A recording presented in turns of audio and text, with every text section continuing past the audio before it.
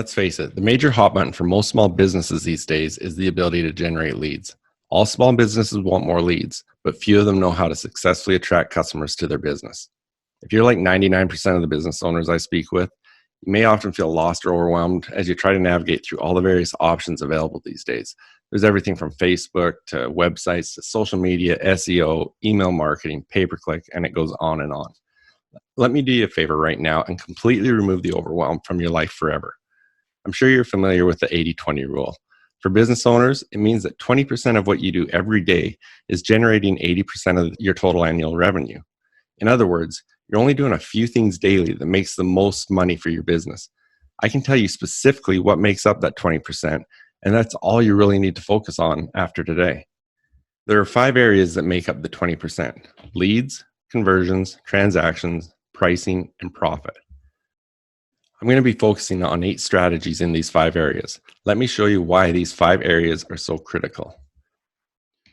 This is a tool I call the Profit Growth Calculator. Do you by chance know the exact number of leads and sales you made in the last 12 months? If not, that's okay. Let's use numbers from a make-believe business.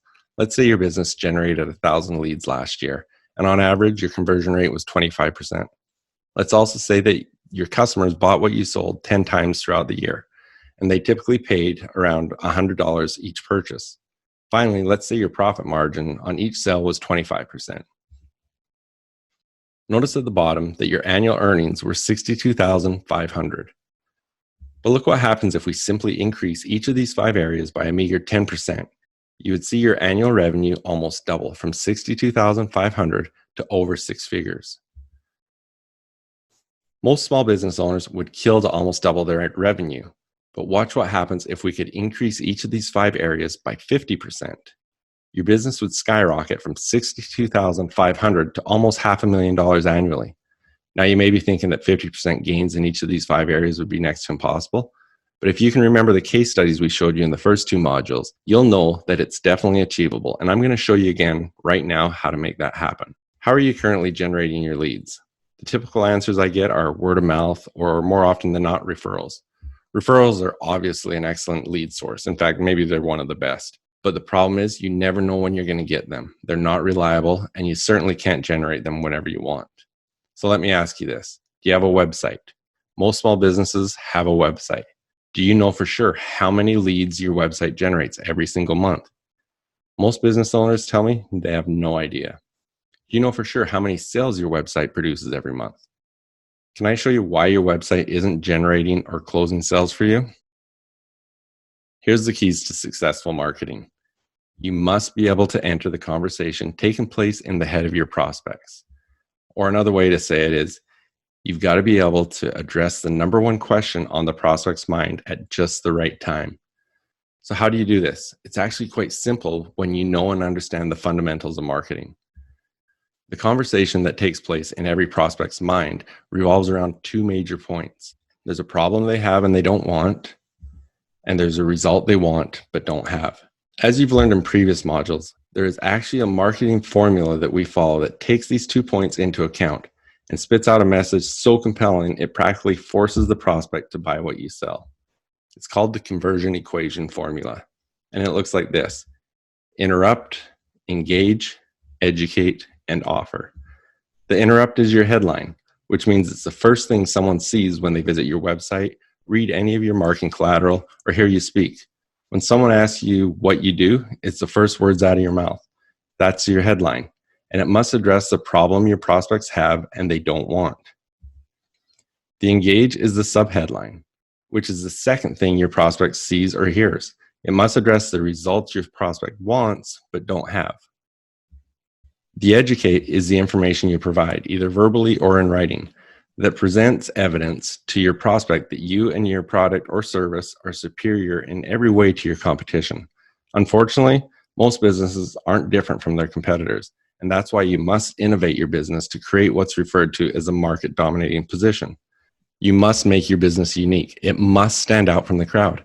It must make your prospects say to themselves that they'd be absolutely crazy to buy from anyone else but you, regardless of price. And finally, the offer. You must create a compelling offer that makes it so irresistible for your prospects that they can't turn it down. But here's another critical fundamental of marketing. Because of the saturation of marketing messages these days, most prospects have become numb to most marketing. Following our conversion equation can dramatically overcome this. But even with this powerful tool in play, it will still take multiple touch points before a prospect will buy what you sell. For most businesses these days, it takes anywhere from 20 to up to 100 touch points before a prospect makes their buying decision. Following the conversion equation reduces the touch points to somewhere between 5 and 12 points of contact. But here's the key.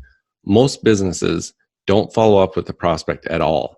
And that's a huge window of opportunity for any business that does follow up to position themselves as the dominating force in the industry. But in order to have the opportunity to get your message in front of your prospects 5 to 12 times, you must find a way to collect their contact information. And that's the purpose of your offer. Most businesses offer something that only appeals to prospects that we call now buyers. Prospects ready to make immediate purchase. Unfortunately, now buyers make up usually less than 1% of the total number of prospects that are in the market to buy what you sell. These businesses typically offer prospects a free consultation, a discount, a coupon, a free assessment, or a complimentary quote. Or the biggest mistake of all, call us.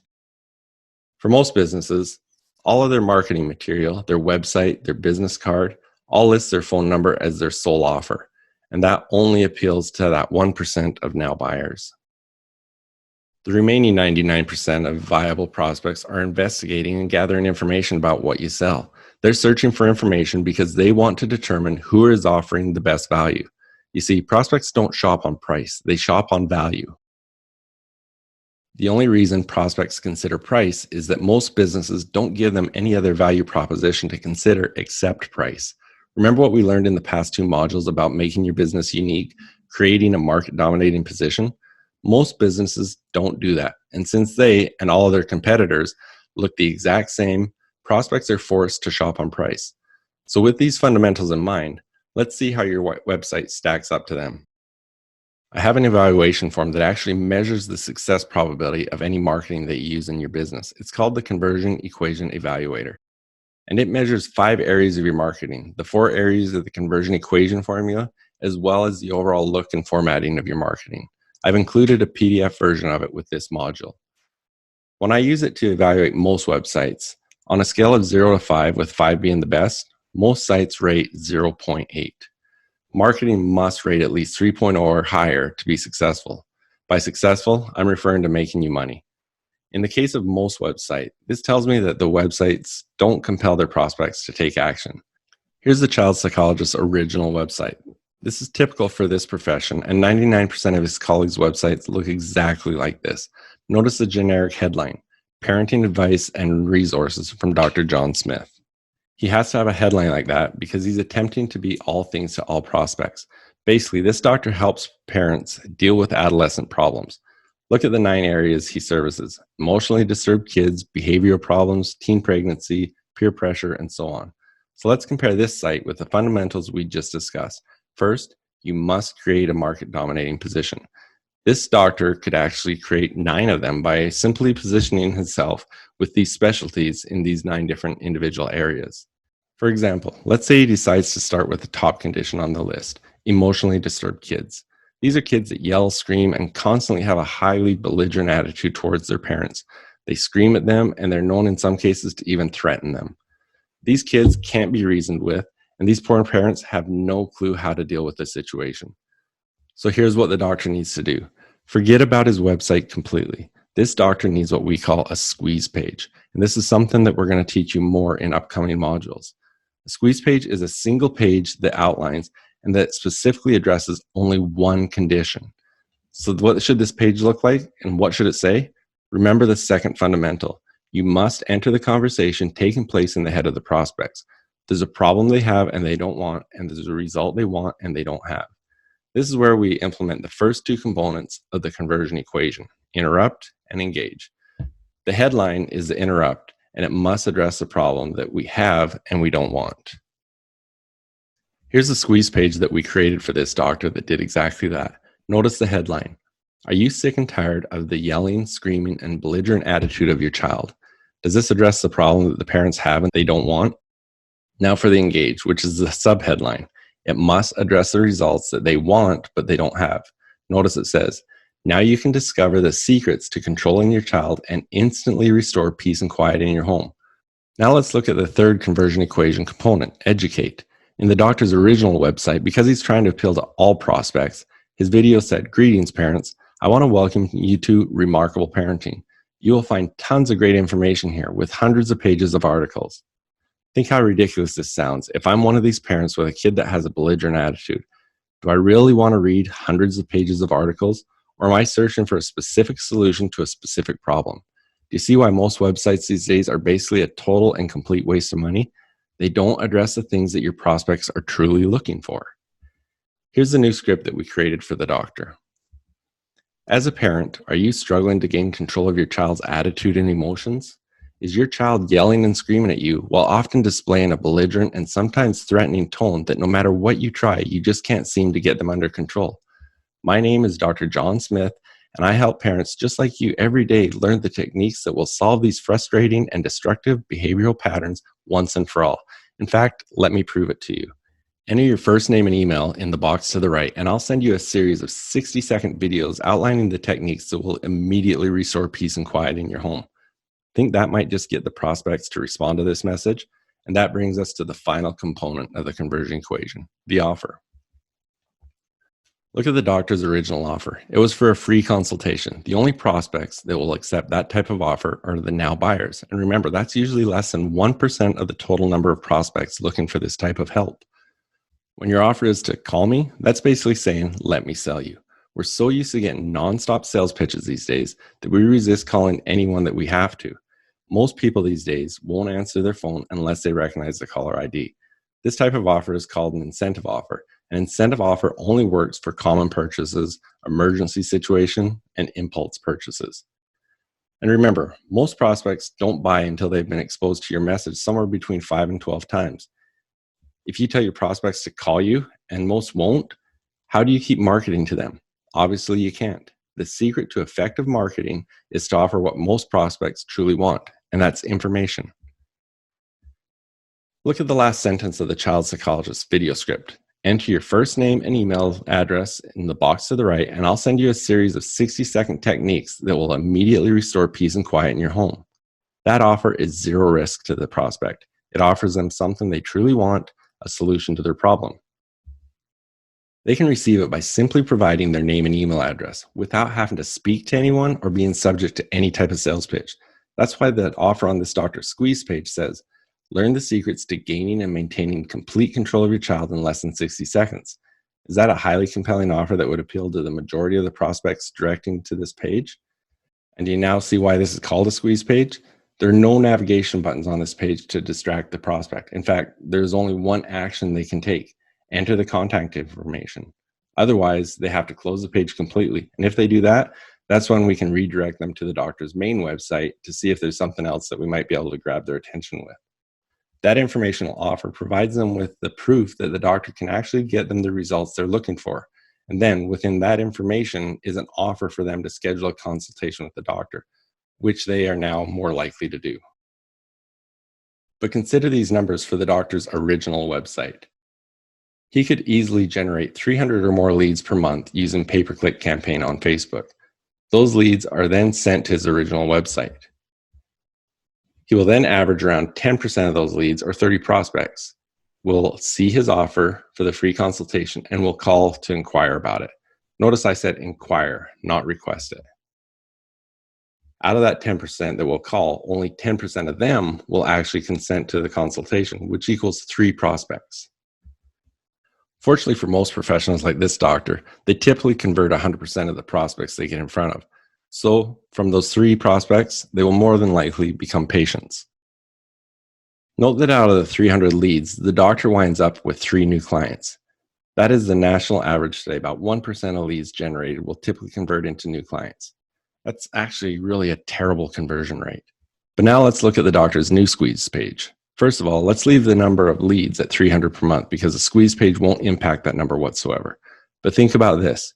Do you think that this new squeeze page will increase the number of prospects that will request the doctor's secret to gaining and maintaining complete control of their child? The doctor was getting 10% on his old site. What percent do you think would request his new and more compelling offer? Most of the time that I ask this question, the response I get is 50 to 70% increase, which would probably be right, but suppose that we stay really conservative and just say that 20% requests a new offer. That would mean 60 prospects would receive those secrets and actually see for themselves that the doctor's methods really work. And once they do, what percentage do you think might request the consultation with the doctor? Remember, the original number was 10%. Okay, so again, we think somewhere between 50 and 70%, but we know he originally converted 10%. So to be really conservative, let's leave that conversion rate at the same 10%. So out of the 60 prospects requesting the doctor's secrets, 6 of them now request the consultation. And let's assume, like we did with the original example, that the doctor converted all 6 of them into patients. That's an additional 3 patients per month. Now let's say the doctor only charges $800 for his service, even though in reality it's probably 3 times that. $800 times 3 new patients is an additional $2,400 per month, which is an annual increase of $28,800. That is obviously a dramatic increase in revenue. Consider we are being ridiculously conservative, and all we did was make some slight changes to his website. As we go throughout this module, I want you to apply these things to your own business so you can see what the impact would be for you specifically. So there's going to be times that I talk about your business specifically that you might need to stop the video or just pause it and come back, but I want you to look at the numbers and see how these would impact you specifically. So let me ask you this. Do you think you could get similar results with your business? How many leads have you generated in the last 12 months? My guess is that right now you don't know, and that's okay at this point. So see if you can figure out how many leads you would have estimated you've generated in the past month. How many of those leads requested your offer? If you could create a similar process for your business and offer compelling information to your prospects, like we did with the child psychologist, do you think that more prospects would respond? And by what percent? To this question, the typical response I get is 40 to 80% increase, but I want you to stay conservative with your numbers. Let's say that you estimated that 500 prospects saw some form of your marketing over the previous 30 days, but only 25 responded. That's a 5% opt-in rate. In your mind, if you're thinking you could see an increase of 40% or more, I would agree that probably could happen. But let's be conservative and say it only jumps from 5% to a 10% opt-in rate. After you've already seen what this can do, I hope you're looking at this and agree that this is a no-brainer. So do you realize that that one change alone could double your current sales revenue? And that's assuming we don't increase your number of leads or your final conversion rate, which we will. This is one area we will continue to teach and discuss in future modules. We will go into more detail and add more specific marketing strategies as we tie it all together. Now, let's move on and talk about joint ventures. Do you currently have any established joint venture partnerships? Joint ventures involve 2 or more businesses that decide to form a partnership to share markets or endorse a specific product or service to their customer base, usually under a revenue sharing agreement. The key to creating a successful joint venture is to find partners who service the exact same type of clients that you need to and want to sell. Let me give you an example. I'll use one we're both familiar with, a florist. One of the most financially lucrative product lines for a florist is providing flowers for weddings. The average floral bill for a wedding often exceeds $3,000. But what we discovered about florists is that they fall into what we refer to as an event chain. An event chain simply refers to the series of businesses that customers purchase from in a specific sequence. For example, a wedding will never take place until an engagement ring is purchased from a jeweler. So jewelers are at the forefront of every wedding chain. Once the young lady accepts the engagement ring, this event chain kicks into high gear. First, the young lady knows exactly where she wants to get married.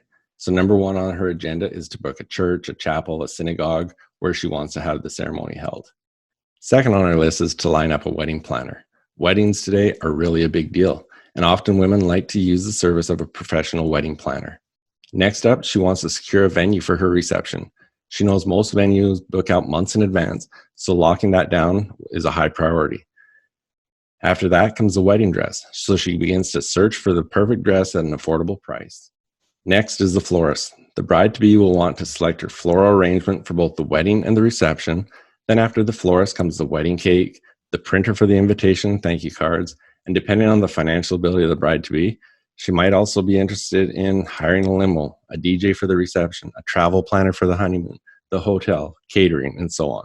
This event chain is typical for this industry.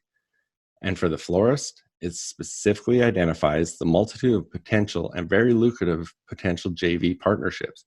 But here's why this becomes so important. Every business above the florist has the potential to endorse and send prospects to the florist. Unfortunately, the florist has no control over the flow of prospects. Every business above the florist controls the JV relationship. So it's critical to the florist to create such a compelling offer and relationship with these businesses that they feel obligated to send prospects their way. But here's what's even better. The florist controls the prospect flow to all the businesses below them in the chain. And by establishing specific processes and procedures to make sure that the customer uses those businesses, the florist can negotiate compelling offers with those business owners as well. So consider these numbers. Let's say the florist cultivates a JV relationship with at least one of each business throughout the entire chain. Staying ultra conservative with our estimates, would you agree that this florist, since they have no control over the flow of prospects from the other businesses, is likely that they could obtain at least one referral each month from just one of the businesses above them? Okay, would you also agree conservatively that since the florist controls the flow of prospects to the businesses below them, that they could easily send at least one referral to each one of them each month? Keep in mind, these are very conservative estimates we're using here. Since the average floral bill for a wedding is $3,000, and say that they give 10% to their JV partner for the referral, that's $2,700. Then just one referral per month from those businesses above the florist increases their annual revenue by $32,400. Now let's consider the businesses below the florist where the florist controls the referral. Let's start with the wedding cake maker. If the average sale price of a wedding cake is $1,000, and the florist could easily negotiate the same 10% referral fee, so just a single referral every month produces an additional $1,200 for the florist. Now consider the printer. The average sales price for the printing is $1,000, and the florist again could receive a 10% referral fee. So a single referral per month produces an additional $1,200.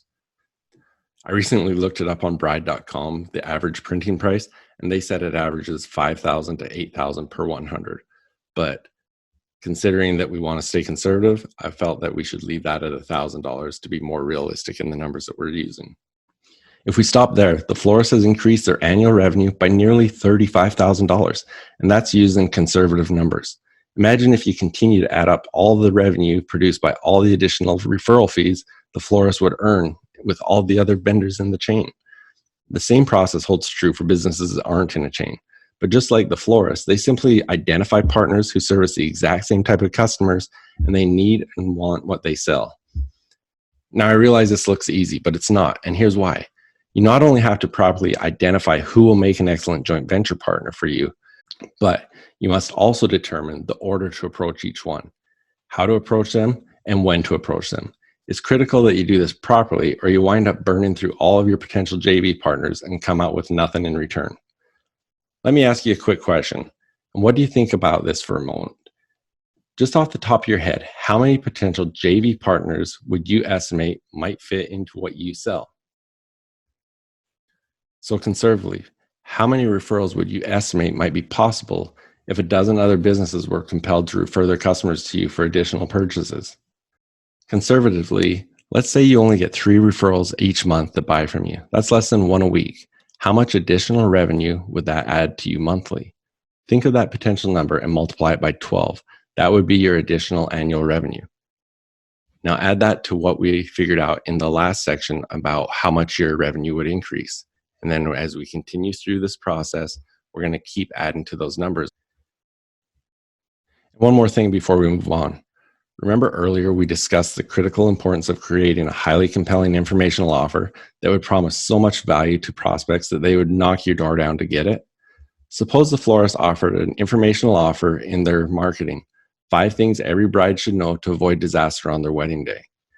This offer would place tons of prospects into your drip campaign. A drip campaign is something we're going to learn more about in this module, but we're going to learn more details about drip campaigns in a future module and how you can apply it to your business.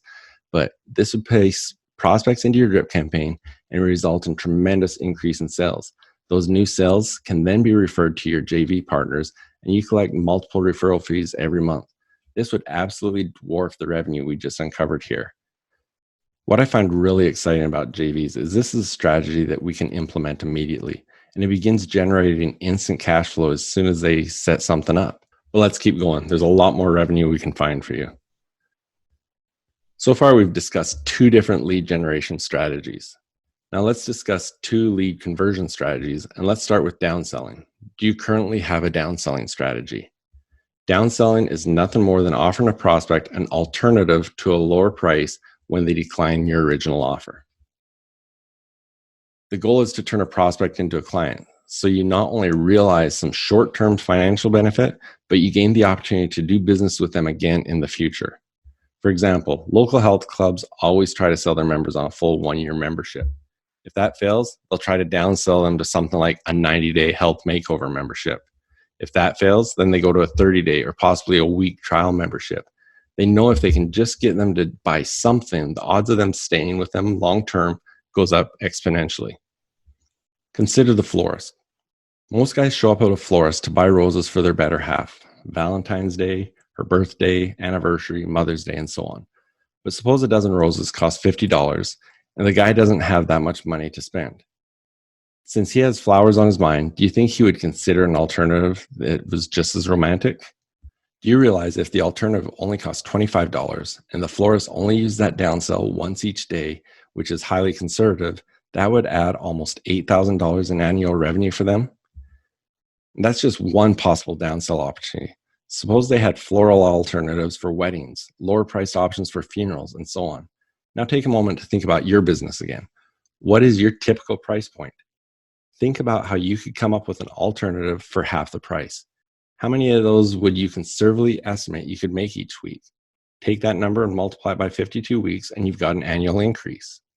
And that's just one downsell. Now let me ask you a question.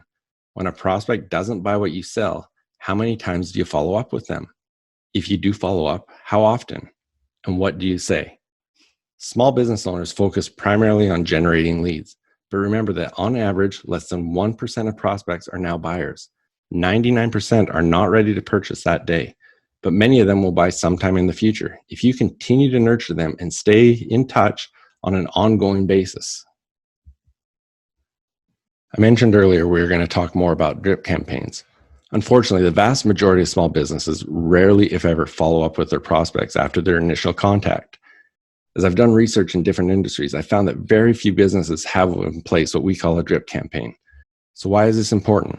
Listen to this very carefully. I mentioned this earlier, but I really want to enforce it here. 80% plus of all sales occur between the 5th and 12th point of contact between the business and the prospect. That's 80%.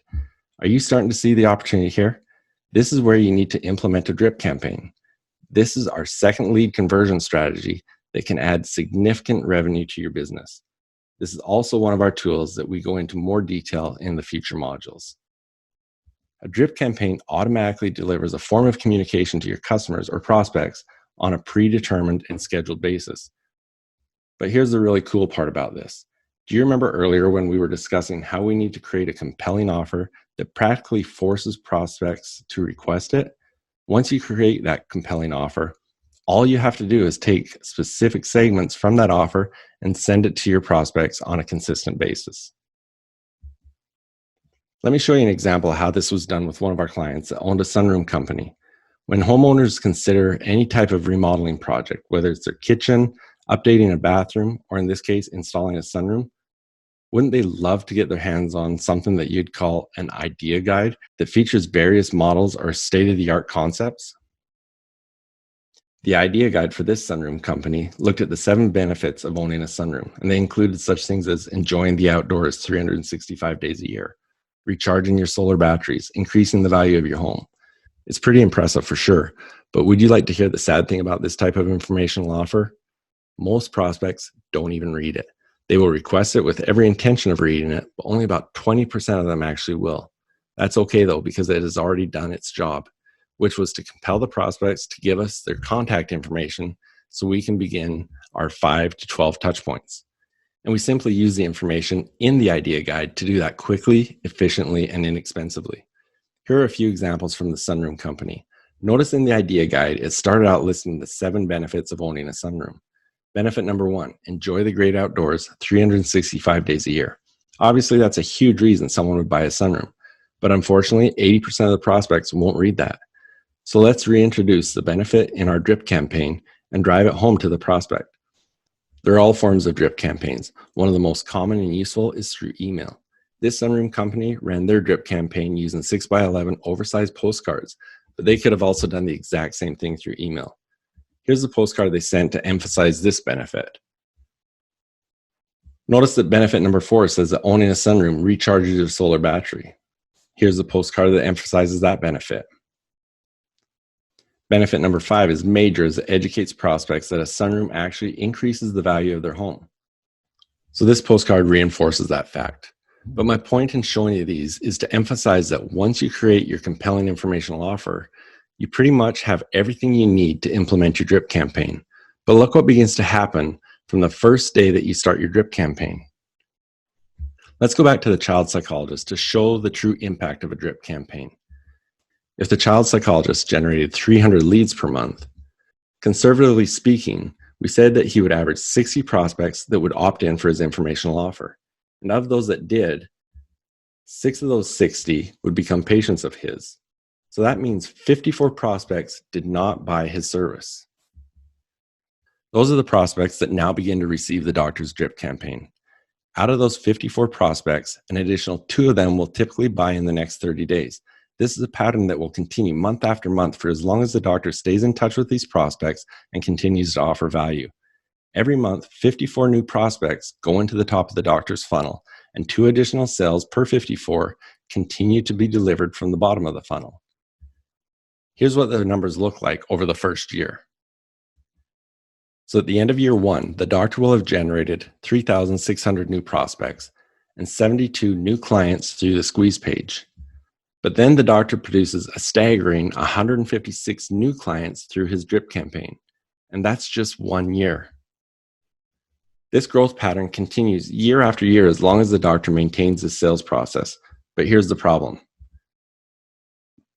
By month 12 of year 1, the doctor is generating 30 new patients every single month. Is that a number the doctor can handle logistically? There's a limit to the number of patients this doctor can reasonably handle. And when that number is reached, this doctor can literally stop all lead generation efforts and let the drip campaign continue to produce additional patients far into the future. Now let's calculate how this strategy will conservatively impact your business. Remember, 80% of sales take place only after 5 to 12 points of contact, and none of your competitors are likely doing anything like this whatsoever. Since you'll be the only one in your market doing this, you can logically expect to see a dramatic increase in both sales and conversions. However, for the purpose of today's exercise, let's stay extremely conservative and calculate just a 10% conversion rate to your drip campaign. What was your total sales revenue last year? Let's take 10% of the total. That's an ultra-conservative estimate of what a drip campaign can easily produce for your business over the next 12 months. And that conservative amount can easily double each year, year after year, for as long as you keep the drip campaign in place. This is pretty exciting in my mind. As I mentioned earlier, the drip campaign is something we will go into more detail in a future module because it's such a powerful tool. Let's move on to our third profit formula area. This involves increasing transactions with your prospects. In other words, getting them to buy more from you more frequently than they do now. There are 2 powerful revenue generating strategies that will work here. Are you familiar with upselling and cross-selling? When you go to McDonald's and the kid behind the counter asks if you'd like a meal supersized, that's upselling. When the same kid asks if you'd like an apple pie to go with your supersized meal, that's cross-selling. Upselling means offering a higher grade or quality or size of an item that the customer may be interested in at that point when the customer is ready to buy. Cross-selling means offering other products or services that complement the item the customer is interested in at the point when the customer is ready to buy. Now, here's what most business owners don't realize. 34% of prospects will buy additional products or services at the time of their original purchase, if they're asked to do so. Most businesses never ask them, and they lose out on a lucrative opportunity to dramatically increase their revenue. Let me show you a brilliant example of this.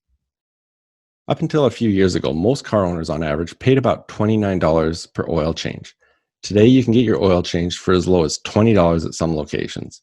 Take a look at this Groupon offer that was recently offered for 3 oil changes plus 3 additional services of your choice per visit. The price of these today averages about $18. That's $6 per oil change. And then they add on the additional $4.50 for oil disposal, so the total for each oil change is less than $11. That's obviously a bargain. So why do they offer this when they used to be $29 or more? Simple. They finally realized the power of upselling and cross-selling, and they can't get that opportunity to upsell or cross-sell if they don't get themselves in front of their prospects. This Groupon offer is designed for one purpose only, to get them in front of as many prospects as possible. And the best way to do this is giving them what are basically free services. But here's what most businesses don't understand about this strategy. This Econolube is breaking even by offering this Groupon offer. That $11 covers their material and labor costs. And those 8 free services you see listed at the bottom, you can select any 3 of them per visit, because Econolube is going to perform all of those services anyways.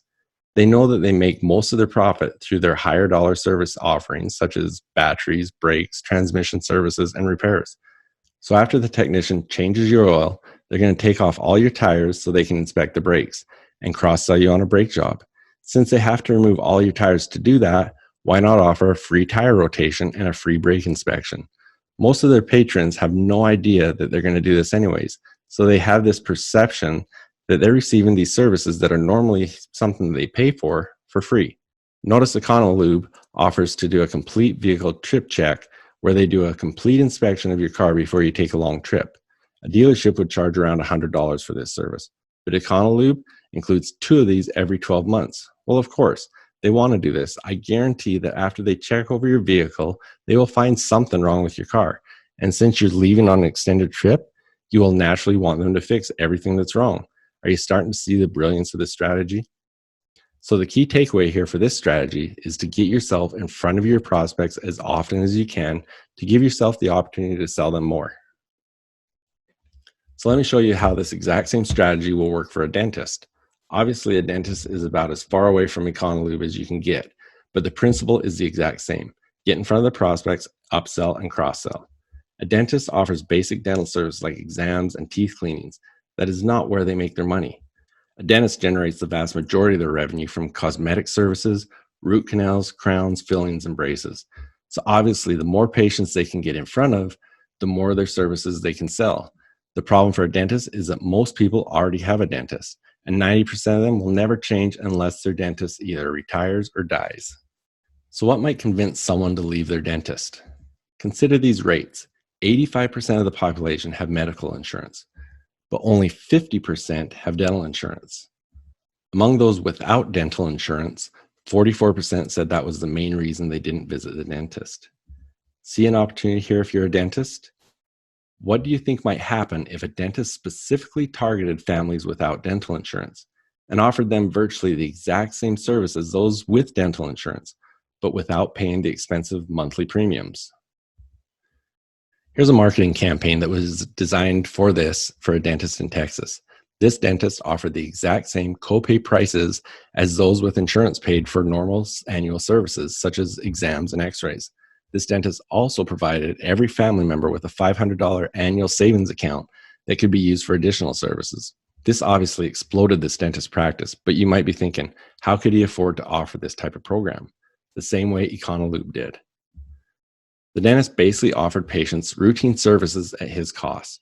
The $25 covered the labor costs for the dental technician to take the x-rays and clean the patient's teeth, but the dentist now had double the patients to upsell and cross-sell his more expensive and profitable services to.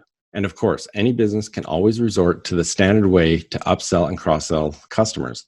Just make them more offers. A restaurant that was experiencing reduced revenue followed this advice. They analyzed their profit margins on every one of their offerings and determined their highest profit margin offerings were on wine, appetizers, and desserts. They literally doubled their sales on all 3 of these by training their staff to offer them to every one of their patrons. For example, they instructed their staff to bring an appetizer and wine cart to each table before the patrons ordered and offered free individual samples. Then the staff repeated the same process at the end of each patron's meal by bringing the dessert cart around and giving a free sample of each dessert to everyone at the table as a way of enticing patrons to order one of them. The taste and reciprocity instantly doubled their appetizer, wine, and dessert sales, but they didn't stop there. The restaurant dramatically increased its total order revenue by implementing an initial order upsell strategy with its wait staff. They trained the staff to describe the more expensive entrees on the menu and give the patrons their personal recommendation. Most patrons have a tendency to go with the staff's recommendation, and this easily increased their total entree revenue by 15%. So let's assign a revenue figure for this strategy for your business. Remember that even a mediocre business can expect to see a 34% revenue increase by implementing this strategy. But since we want to be extremely conservative in our estimates, let's just factor in 10% increase for your business. So how much additional revenue would 10% increase at the bottom line of your business be? Next, let's look at a second strategy for increasing transactions and discuss how you could expand the number of products and services you offer. If you already provide a quality product or service, then I know your current customers will be open to a variety of items that you introduce, recommend, or endorse to them. Look, your current customers trust you, don't they? Then they will demand additional products and services from you because they trust you. Unfortunately, most businesses don't have additional products or services to offer to their client base. So you want to ask yourself, what other products and services could my customer find valuable? Once you make up a list of those offerings, go out and contact the providers of those offerings and set yourself up as an affiliate or negotiate a referral fee. Consider a landscaper. As they make their clients' lawns and homes into showcases, those homeowners may also need tree trimming, decking, fencing, stonework, or a sprinkler system, outdoor lighting, patio or outdoor kitchen installed, and perhaps even a swimming pool. The landscaper doesn't perform any of these services, so they are in a prime position to make professional recommendations, and most homeowners will go with those recommendations. The landscaper could easily negotiate anywhere from a 10 to 25% affiliate fee from each of these various service providers, and in the process, double their annual revenue. So, my question to you is this: how many additional offerings could you be making right now? How many additional products or service providers could you contact today and effectively negotiate a deal with them so that it was a win-win? Let's conservatively estimate that through this strategy, an additional 10% of your current total revenue on your bottom line. Write down that number as well for your business. Now let's check out a strategy for our fourth profit formula component: higher prices for what you sell.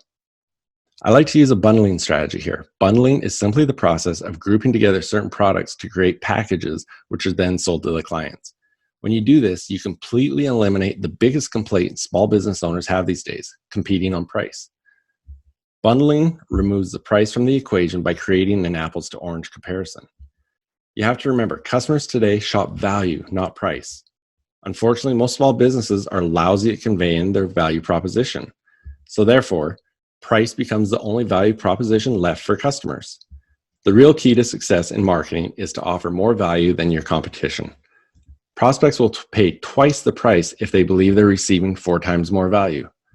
Unfortunately, most businesses, in a vain attempt to increase their value, begin to offer discounts, and that often destroys their margins. Did you know, in some businesses, discounting their price by a mere 10% means that they have to sell 50% more just to break even? For example, if you sell a widget for $100 and you have a 30% profit margin, you make $30 on every widget you sell. That means you have a cost base of $70 per widget. If you discount that widget 10% and sell it for $90 instead of $100, your cost base is still $70. Now you're only making $20 in profit instead of $30. For businesses to make $1,000 in profit selling their widgets at $100 each, they would need to sell 33.3 widgets.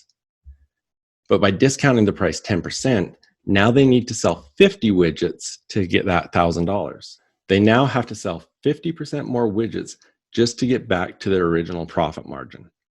But consider this: when was the last time that you saw a business offer a measly 10% discount? Most businesses, when they offer a discount, it's 20 to 40% or more, and then they scratch their heads wondering why they're going broke. And to add even more bad news on top of this already bleak scenario, did you know that in the latest research that it shows that discounting doesn't actually impact the prospect's buying decision unless the discount is 40% or more? So, do you want to know the closely guarded secret that successful businesses don't want you to know? Stop discounting. Instead, innovate your business so that you can offer more value than your competition, even if it means increasing your price. When you discount your price, you lose the full value of every dollar you discount. Bundling increases the perceived value, so prospects buy more. Consider a home builder or a remodeling contractor. They typically contract with certain suppliers that offer them huge volume discounts, especially for electronics. One builder agreed to buy multiple packages of a whole house entertainment and security system, including a 50-inch HD TV, a complete high-quality surround sound system, a complete home security system, including surveillance cameras at all the entry points to the home, and a complete fire protection and monitoring system. The retail price for this package was $22,800 installed, but the builder acquired them in a volume for around $6,500 since installation would be part of their own costs. Since the builder already had the home stripped down to the studs, installation can be handled during the actual project by the crew for pennies on the dollar. Now imagine this builder competing with other builders in a moderately priced neighborhood. All the builders were offering homes in the $150,000 price range. Our builder offered their home for $156,500, which included the additional $6,500 out-of-pocket expense for the builder, and their homes come standard with the $22,800 home entertainment and full security system for free. Which builder would you buy from? In fact, what if the builder offered their new home at $160,000? Do you really believe the additional $3,500 would prevent anyone from buying this home? And does it still look like a much better deal than the $150,000 home without the system? If the additional $3,500 increase did make the difference due to the loan qualification standards for certain projects, the builder always had the option of reducing the price back to $156,500. They could even maintain their original price of $150,000 and lower their profit margin on each home. This would allow them to possibly double their normal sales volume and practically double their overall profits each year. A home remodeler could use the same type of positioning for every remodeling job that they bid on. Are you starting to see the potential here? Here's the marketing campaign that was developed for this builder. Here's some of the marketing that we've used in this example. Get the same home theater media room normally reserved for $1 million homes for free.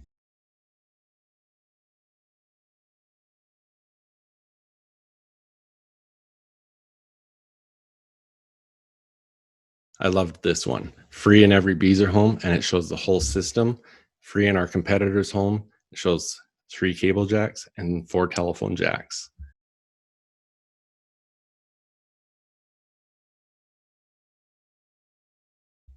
Now let's discuss our final profit formula component, more profit.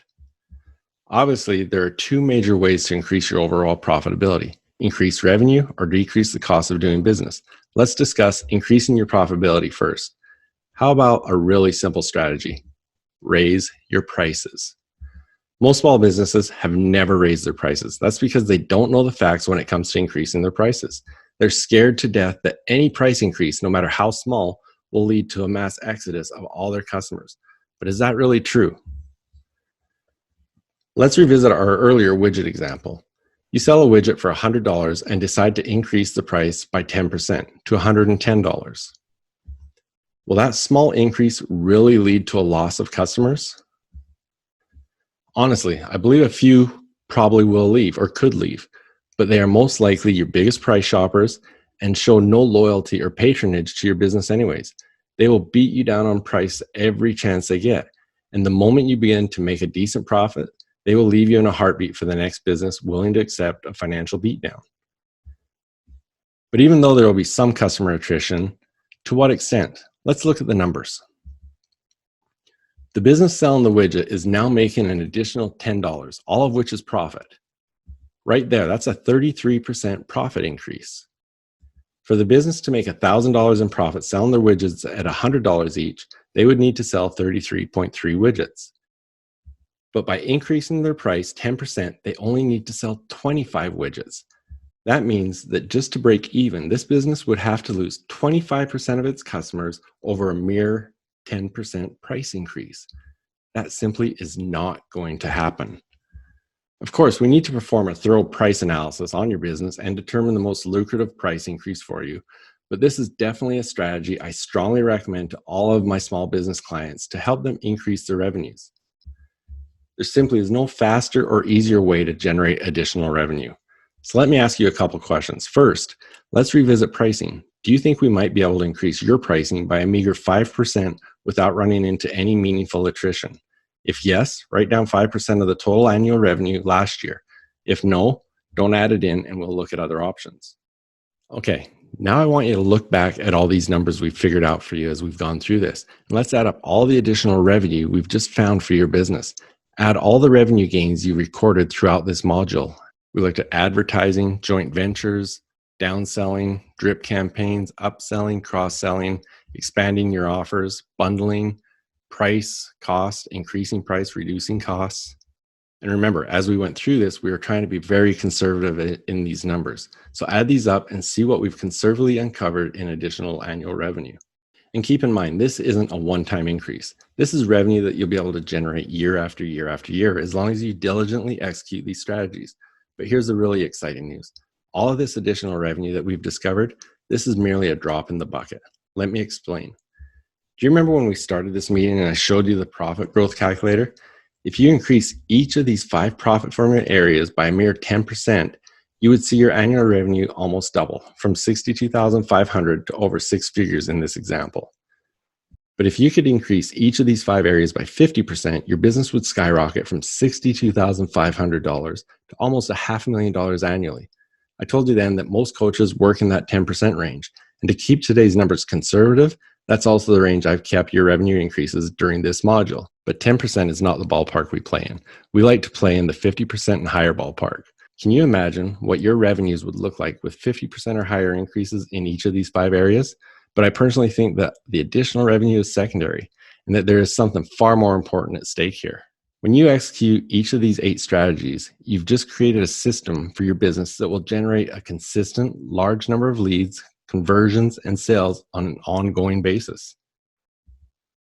This systemization of your business creates a self-sustaining model that runs on its own without you having to be there. This is where you start to gain economic freedom, but also freedom of time. Consider this. If someone owns a business where they build websites, every time they deliver a website to a client, they have to go out and find a new client. It's never ending for them. But when you execute these 8 strategies, you will always have new orders in your pipeline thanks to compelling and powerful advertising coupled with the drip campaign. You'll have JVs sending you revenue. You'll have upsells, downsells, and cross-sells taking place daily, along with selling additional affiliate products and services to your customers. You will implement higher prices that your customers will willingly pay you thanks to the higher perceived value you've created. And you'll have lower costs that will add significant revenue to your bottom line. The only thing standing in your way now is getting all of this implemented in a timely and efficient manner. By the time you get through all of these modules, you're going to know exactly what you need to do, how to do it, and where to turn to if you need any help. We will see you in the next module.